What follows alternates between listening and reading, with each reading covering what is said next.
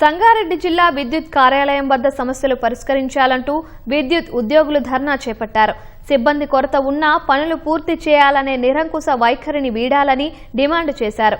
విధుల్లోకి వచ్చి 2 సంవత్సరాలు పూర్తి కాకుండానే బదిలీ చేయడంపై ఆందోళన వ్యక్తం చేశారు.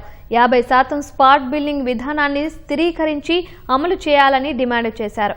మొత్తం 31 డిమాండ్లతో వినతి పత్రాన్ని సంగారెడ్డి జిల్లా విద్యుత్ అధికారికి అందించారు. కార్మికుల సమస్యలను పరిష్కరించాలి. భవిష్యత్తులో ఇదే పరిస్థితి కనుక వస్తే మరి రాష్ట్ర వ్యాప్తమైనటువంటి ఉద్యమం తప్పకుండా అన్ని కంపెనీలలో చేయాల్సి ఏర్పడుతుంది. మరి మెయిన్ ముఖ్యంగా మా డిమాండ్లు ఏంటంటే కింది స్థాయి రిక్రూట్మెంట్ జరగాలి.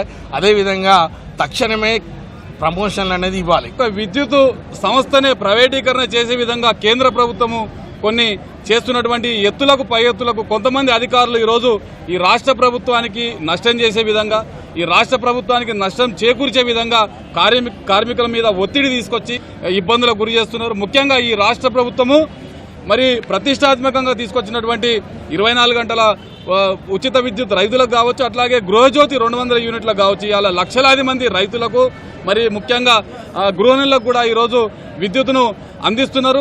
ఇది పోరాటం తప్పదు. పెద్దలు ఐఎన్టీసీ అధ్యక్షులు డాక్టర్ జి సంజయ్ రెడ్డి గారి నాయకత్వంలో ఖచ్చితంగా మేము ఉన్నటువంటి సమస్యలను ఈ త్వరలోనే ముఖ్యమంత్రి వర్యులు శ్రీ రేవంత్ రెడ్డి గారు